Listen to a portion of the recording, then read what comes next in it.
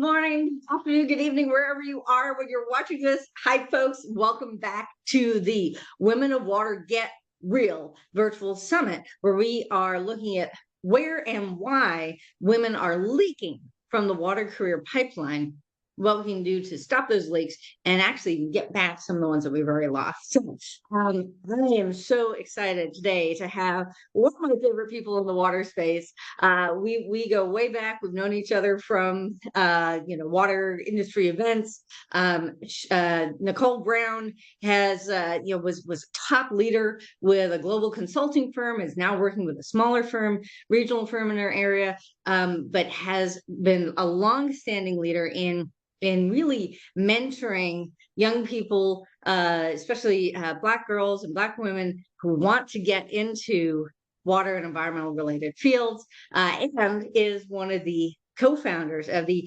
brand shiny spanking new Black Water Professionals Alliance, officialized, and she'll tell us all about that in a minute. But please welcome, round of applause, everybody, Nicole Brown. Nicole, thank you so much for being here.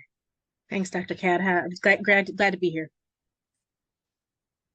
I love interviewing engineers because they're very quiet and subdued, and then I come on with all the flash. By the way, I'm an engineer too, but I started with political campaigns. So and we want to give you a big welcome and say, let's start out with your background. What has your career path been?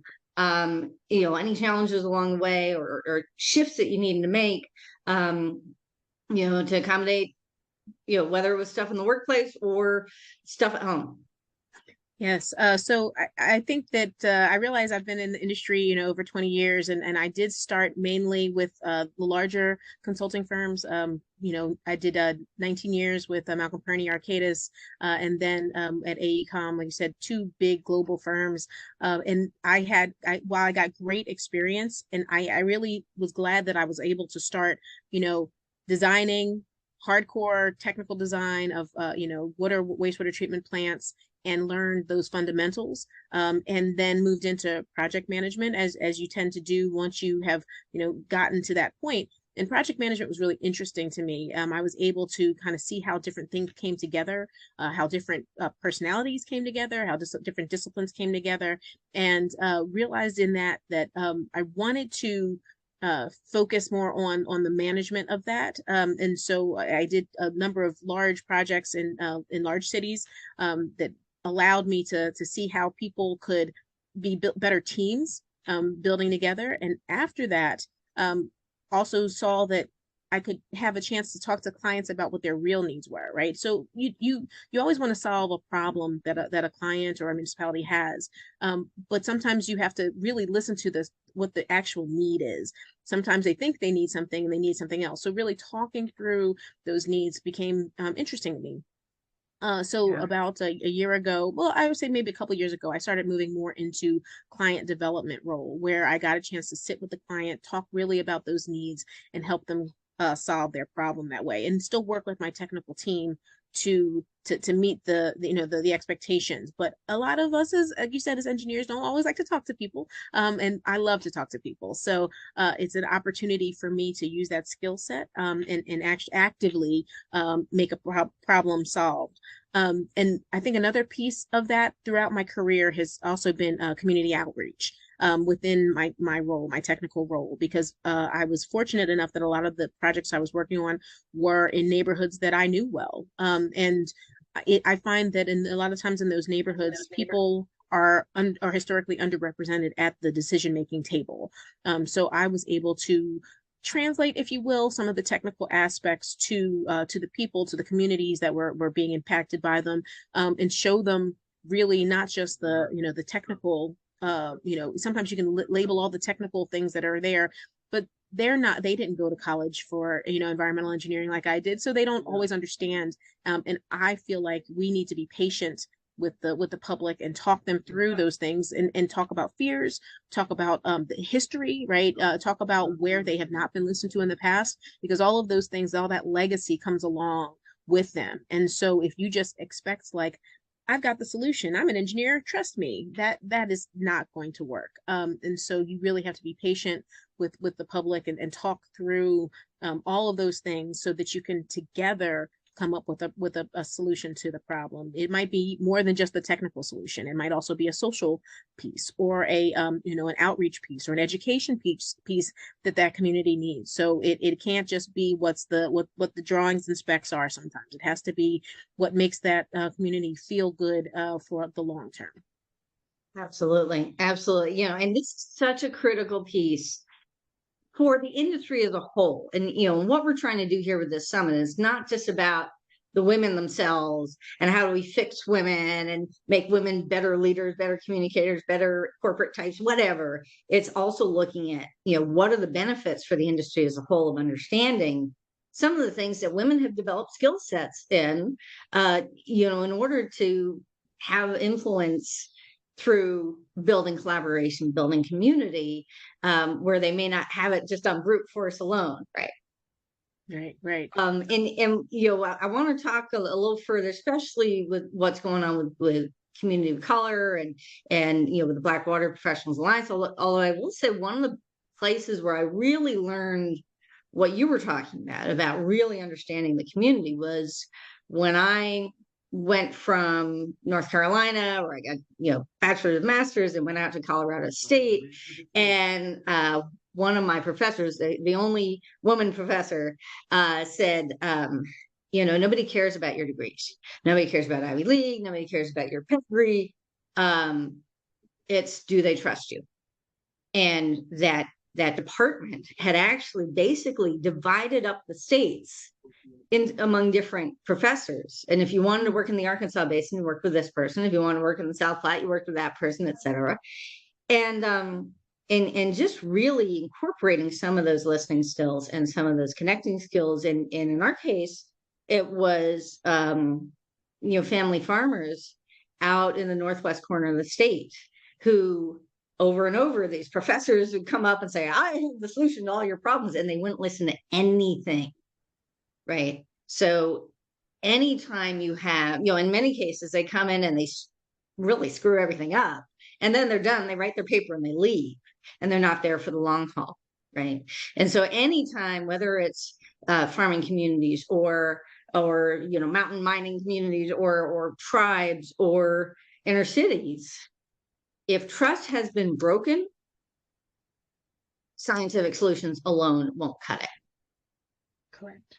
Yeah, and I think that that's one of the things that we have to remind ourselves. We are so focused on the solution, like I said, that we're looking at it very it's very direct, very cut and dry, but it's not usually, right? The history, the culture, things are just, they do inform the success of the project. And so I think that one thing I do appreciate coming to a smaller firm after working those larger firms is that we are colloquial, right? We really take the time to understand. We're headquartered in New Jersey. We have an office in Georgia, and we are boots on the ground, right? People from there understanding their how intricate everything is in that area, and it does make the process easier, right? Because you don't have to relearn a whole place. You're here and you understand the needs and the concerns and the politics and all those things that you might not be able to learn just by asking a couple of questions.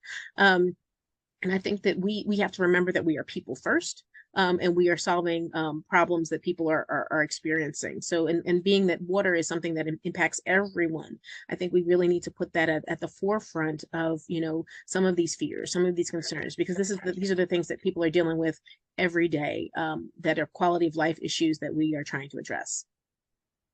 Yeah. You mentioned about being with a smaller firm now and having previously been with a large firm, and a lot of times I just posted something online about apprentice, journeyman, and master. That we as professionals we follow a guild structure essentially, and there is that period in the middle where you're expected to be everywhere, right? These kids are at home. And usually they'll show up for the the main meeting, for the client meetings and whatnot. But for with women, if there are times when especially COVID has given people the opportunity to experience, women and men, but to have the experience of not having 3 hours of commuting time a day, being able to be there for your kids, but also having all the time to work on your work from home. And of course, now there's that pushback to say, no, no, no, everyone's got to be back in the office. And we're starting to see this great resignation, right? We're starting to see people say, you know what, I can just hang my shingle. Now, you didn't just go out and hang your shingle, you did it as a team. And I think this is an important point, that water is a team sport. And when women go out on their own, chances are they're going to have to be a sub to a sub to a sub to somebody who has that established relationship. That is the history of the consulting industry, is that these are the people who really know their clients, and ain't no way, no how they're going to share that with somebody else unless they're somehow part of the team and making some of the money out of that, right? Yeah, and I think that, well, one unique thing to me about Suburban is that we are a women-owned business, but we started off as, not as a women-owned business. So it is, we have a long history of being a prime firm. And then last year we became a WBE, and it opened up new opportunities, right? So we still operate as we always did. We just have kind of a different moniker on us. So I think that gives us opportunities to help diversify project teams in a new way. And we always come at it hoping to improve the team, right? It is something that we really take pride in, of being a WBE with a long standing experience. And I know some people have that entrepreneurial spirit. I think I have it, but I need to still be within a team. Like I want to forge ahead with support, so I think that's a good combination, right? That sometimes we forge ahead on our own, and sometimes we partner together to make bigger things happen. And I really appreciate that Suburban has focused on the women, the leading the firm, and having that work-life balance. And we really share our stories about how we are all making those things work in different ways, and recognizing that we all have different needs, we all have different wants, but we're all also working to the same goal. Yeah. Yeah, and I think a little bit of my story, and I'll share that later at the summit, about I wasn't really one of those people who always wanted to be out on my own. I actually wanted to be part of a team, grew up playing soccer and rugby and team sports, and love that dynamic of being part of a team. And just happened to be at a firm where there were a couple of younger guys who thought it'd be fun to keep the women out of the clubhouse, and ended up, I actually had an offer to head up like a water education foundation kind of thing. But there were all these people who said, you know what, we really love your work. If you go out on your own, we're going to give you all these contracts. I don't have anything else, but and it was just so hard working on my own to get people to follow through on promises. I don't have a big legal team on board. Right. I mentioned this once to a U.S. senator who's involved with this, and she's like, "Oh, that's against the law. You should just sue." And it's like, how is someone who's just trying to make it day to day, week to week, keep a roof over their head, supposed to take the time to go build a lawsuit against someone who's got an entire legal team? Sure. And this was I was actually part of helping to create the women-owned small business rules. And at the time, it was only if they could find at least 3 other firms to do that. So a lot of women-owned firms that were involved in these projects were the meeting planners, and maybe do the outreach, and kind of separating outreach and planning and all that stuff from, okay, somebody once told me that the reason we do outreach meetings is so we can get people to sign their names, so that if somebody sues us later, we can say, well, you were at that meeting. Check the box. How important is it to teach STEM professionals to do both sides of this? It's not just women are good at it, they should do it. Right. I think that one of the key messages that I tell, my clients, anyone that'll listen, really, is that the earlier you start, the better, right? And it might even be just a small kind of pilot group of people to talk to in that neighborhood that says, so what do you think about this? Before you go out and do those big town hall meetings that are scary, especially to, once we, to those of us that don't like to talk to people much. But you want to get that, you want to see where the roadblocks are early, right? So you can start talking through them. You can also get used to talking about them, right? If the first time you talked about a hard issue was in front of 100 people, you're probably going to mess it up. And I experienced that firsthand. You know, one of my first public meetings, someone said, "You specifically gave me cancer because I drank this water," and I was not prepared for that conversation. I ended up talking to that woman later, and we became very good friends after I listened to her story. Right, so I Mhm. was empathetic because she clearly had experience, had history that I didn't know about. So how in the world am I going to help her understand what I'm doing over here technically if she has all of this emotion that I don't understand, right? So it has to be on both sides. She had to understand the technical and I had to understand the emotional so that we could come to a meeting place and came to a solution in the end. But when you are at odds from the start, it takes so much more energy to overcome that. One thing you did mention was, you know, the support, right? You need multiple people to kind of go into a lawsuit to do that. I have so many times in my career just needed, you know, a couple of people to tell me I wasn't crazy about, did I misinterpret that? Or, did he just take my idea and I just said, so some of these things that as women in this field, you kind of feel like you are an island. And so I think that there are so many times when you feel like you are the only. In my case, I feel like I'm the only Black female, only in rooms or something like that, and I have to stand on my own. And I'm grateful that Mhm.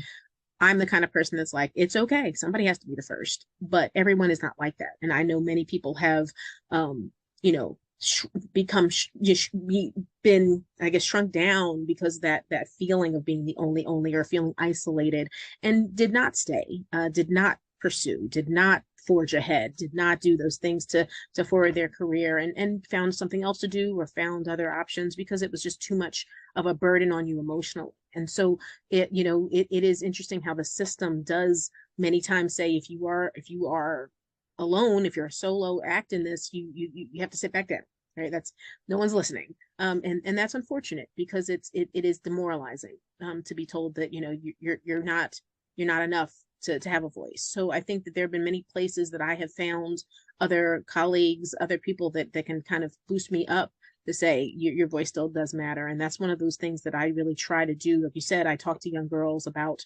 everything and anything, but especially about being strong, finding their path, finding their way, because it is difficult to be going through all of the emotional and cultural things that sometimes we go through and forging a path through all of that.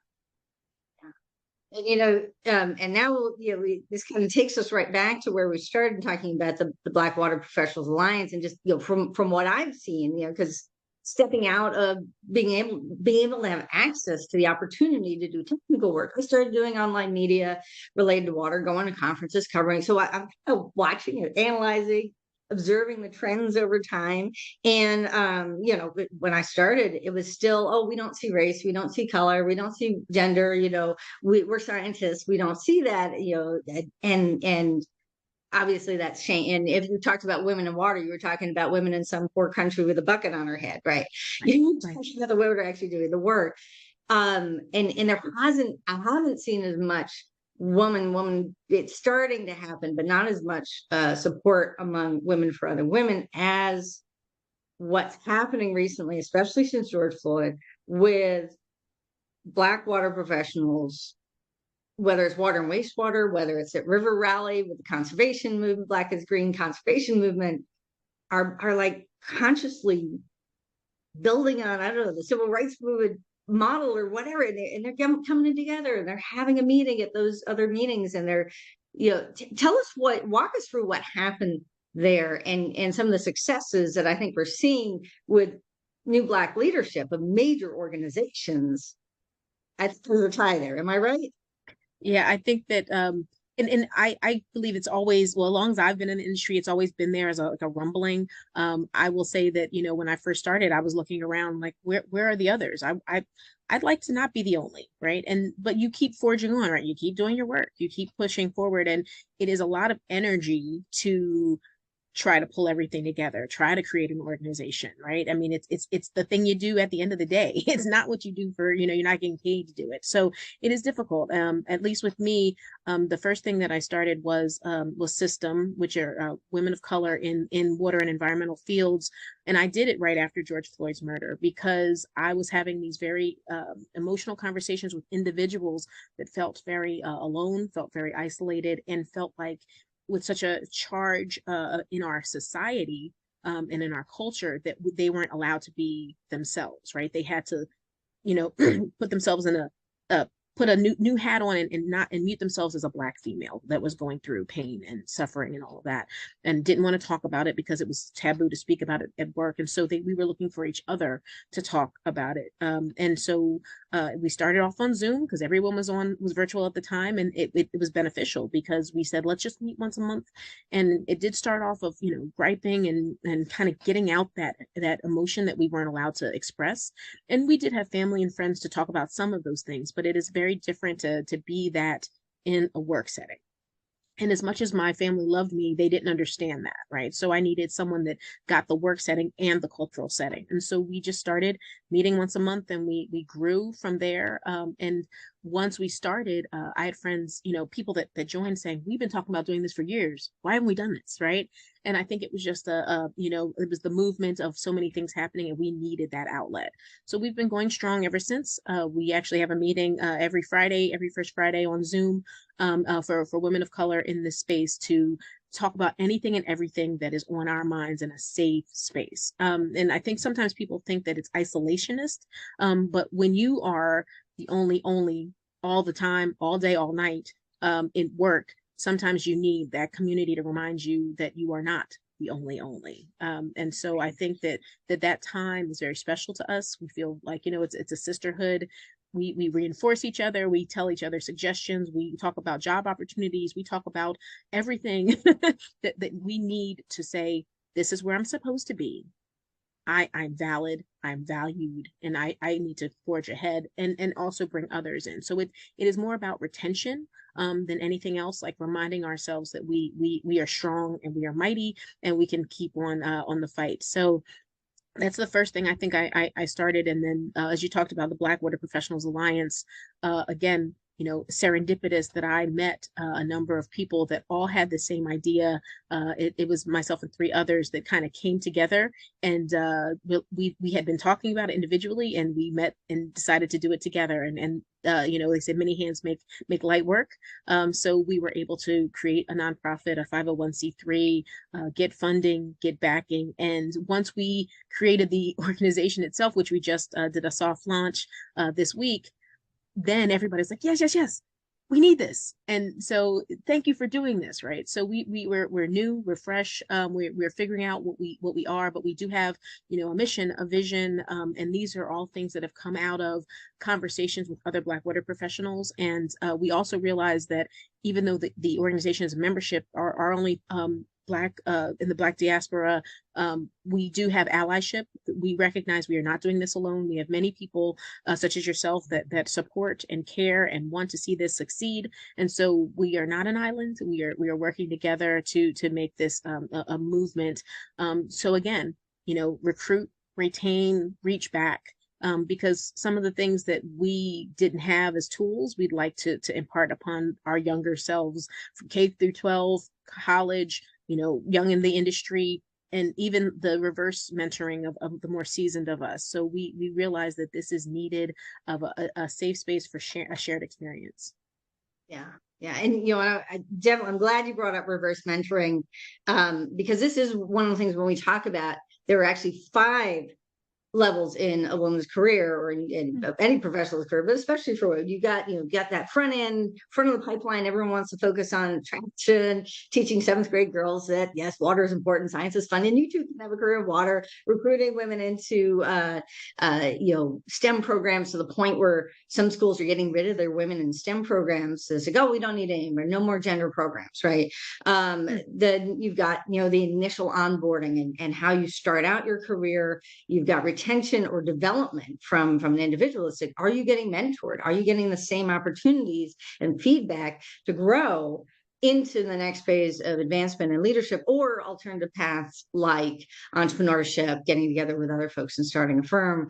But then there's that 5th one, which is reentry, right? And I find that, you know, I think part of it, you know, I mean, Generation X, we were the Title IX generation. We were the affirmative action generation, really the first time that there were opportunities for women and people of color to get into these fields, right? And we worked our way up to a certain point, and a lot of people didn't make it much farther.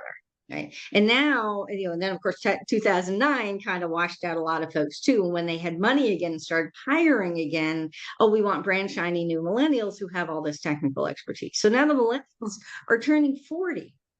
And I'm kind of seeing this sense that, a lot of them, it's like, oh, well, mentorship's got to be people younger. I have to hire someone younger. I don't want to hire someone older than me. I'm intimidated by that person. I mean, if you said that about a Black hire or a Hispanic hire, well, I'm intimidated by Black people or, whatever. It just doesn't seem like a lot of these younger folks that are coming up, especially if they're in a large group.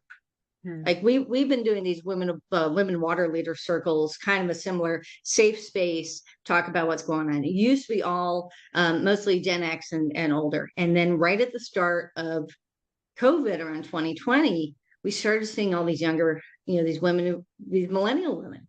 And they're hitting that point in their careers. They're like, okay, wait a minute, I should be at this point, and I'm basically an assistant to my boss, right?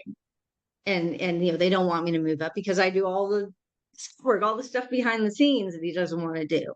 Right. And so how do we convey, whether it's with women, with Black women professionals, like, oh, all these problems are solved, which I used to say the same thing too.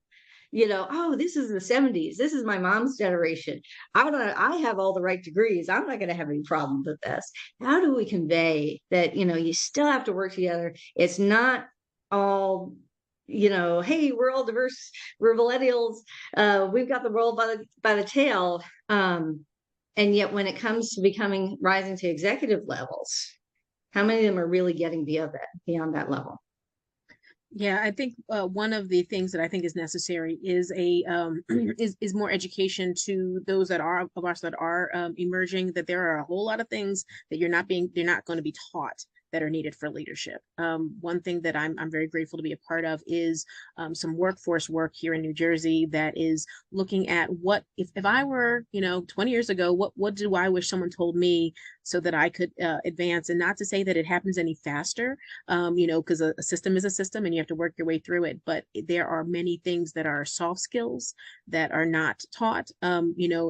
As wonderful as my family is, they've never been in corporate America, don't know how a system like that would work. So I can't get that guidance from them. And if I don't have a mentor or a manager that recognizes my potential and teaches me some of those things, because sometimes some of those things are not easy to talk about, right? In a safe space again, it is difficult to navigate. So we are trying to learn from those of us that have been through that and impart that on the next generation coming up, because it's going to take changes to the organizations, right? These are systems, these are processes that are not to say that someone created an organization and said, we're going to keep that young Black lady down, right? It's not that simple.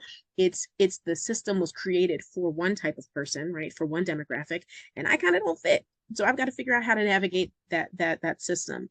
So until those of us, that understand how that system can inadvertently keep people out are at the top of that food chain, it's going to keep going. And I've talked to some leaders, especially in utilities, that got there and said, if we had made that a little bit different, though, that would have opened up opportunities. And I want to open up opportunities. So they have changed their processes, they've changed their systems, they've encouraged a different kind of thinking that would have helped them get to where they are. So I think that it really takes, that's why I say allyship is so important, right? So until we talk to people that are running those systems and have them understand, look, I'm not trying to take anybody's position, right? I'm trying to deal with equity, right? We're trying to create a more equitable opportunity for people to rise. It is not that, I'm going to just put you in a leadership position and that's going to solve everything. No. We all just need those opportunities to come into a position of power so that we can work together and find new solutions, right? I mean, I'm a firm believer that the more diverse and inclusive an organization is, the more innovative it's going to be, the more agile it's going to be, because you're thinking of things in new ways. So it can only benefit your business case, and so it's needed because we as an industry, if we're too homogenous, we are not going to survive. And I realize that I liken it to like biodiversity, right? If you don't have biodiversity, you have extinction. Right. So you also have to have diversity in our industry so that we are not extinct. Exactly. Now we've got finally, after years and years of changing how we were, going to Capitol Hill as an industry, that there is a huge chunk of money that's come through, and for infrastructure, and 40% of that's supposed to go to underserved communities, Right. and just understanding the value of having not just at the lower levels, we got a lot of diversity, but at the decision making, product design, program design levels, people who understand the communities that we're working with. I mean, how do we really, just to get that point across, right? Yeah, it is really messaging, right? I think that I always go back to sharing our stories, right? I've heard someone say, these are the circumstances that I experienced, and someone else said that wasn't that bad. Like, okay, well, you know, that's your perspective, right? But it's hard to sit in someone else's shoes, right? But we do have to kind of look at things differently, and by talking through them, by I sometimes I'll hear people say, oh, that only happens in TV. Like, no, no, no, no, these are people's real lives, right? This isn't scripted. Unfortunately, people are going through this pain, people are going through this disappointment, and still striving despite of it. So we have to talk about these things so that we are more empathetic, and we recognize that we all have a role in it and a role to play. And so that's one of the reasons why I think that organizations like SISTEM and BWPA, we kind of fortify ourselves, in that safe space, and then we go back out into the industry and strengthen it, right? It is not, we're going to take over. That's not at all what we're trying to do. We are trying to strengthen the organization, the industry that we are already a part of, that we love, and we are here because we want to be here, right? And we believe in, and we believe that our presence makes it stronger. So it is only a takeover of positivity, if it's anything. Beautiful, beautiful. I love it. I love it. This is, and this is what we're trying to do with this summit. That it's not just me. It's not just you. It is, I'm still getting a final count on how many speakers, dozens of women, all women speakers, talking about their individual experiences, observations, recommendations, how we can be better as an industry, as a society, and really value and keep and bring back women like me who might want to go back in with the larger organizations, and just, the HR systems really are not set up for us, right? Yeah, yeah. But I know you've got a time limit here, and I do want to make sure that you have an opportunity to invite people to participate. Where do people go to, if they want to get involved? What's the best way to do that? Sure. Right now, both SISTEM and Blackwater Professionals Alliance are on LinkedIn. I can share the link. One thing we do have for SISTEM, even though the actual group is only for women of color in the field, we are doing an outreach right now. For the Women's History Month, we are doing a series of webinars that are sharing our stories. And again, the purpose is we want people to hear how we have had to navigate, and we make it happen to become leaders in this industry, despite and any of the adversities that are put in front of us, and recognize that the strength of that personal perseverance gives to the industry. So that will be on LinkedIn Live every Wednesday at 6 o'clock, and again, it's open to everyone.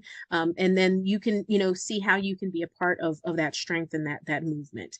And for BWPA, we will be doing, probably by June, a full rollout of the organization. We've been creating momentum, and we just want to see what the interest is. And so far, it's been great. So we will look forward to anyone being either a member or an ally to BWPA very soon.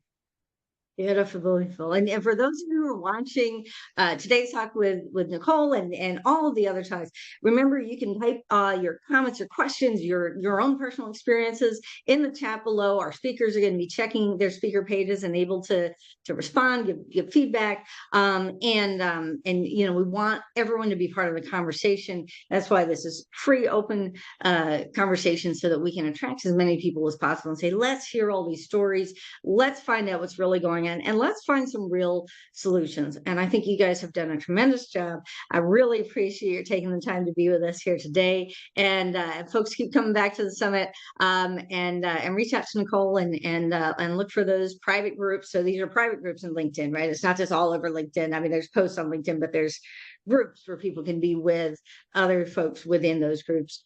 That's been done in Facebook, but now with more professional oriented people are doing those in LinkedIn. So watch for those links. And again, Nicole, thank you so much. Any final words for our audience here? Just glad to have these conversations because, as you said, the more we talk about it, the more positive energy towards the common goal. So glad to be a part of it. Beautiful. Thanks so much, folks, and we'll see you again at the next event. Thanks so much for joining us for this extraordinary conversation, one of 45 extraordinary conversations we had as part of the Women of Water Get Real virtual summit, where we explored where and why women are leaking from the water career pipeline, how we can stop those leaks, and even bring women back to water. I hope that you will enjoy all of these amazing interviews. If you don't have a chance to watch all of them during the summit, you have the opportunity to join us with a power pack and get lifetime access to all the videos, as well as an opportunity to join us for 30 days in a brand new community where we will dig even deeper in live facilitated conversations about some of the issues that are facing women in water. Look forward to seeing you there. Please join us at watercitizen.org/women, watercitizen.org/women for more information. See you again soon.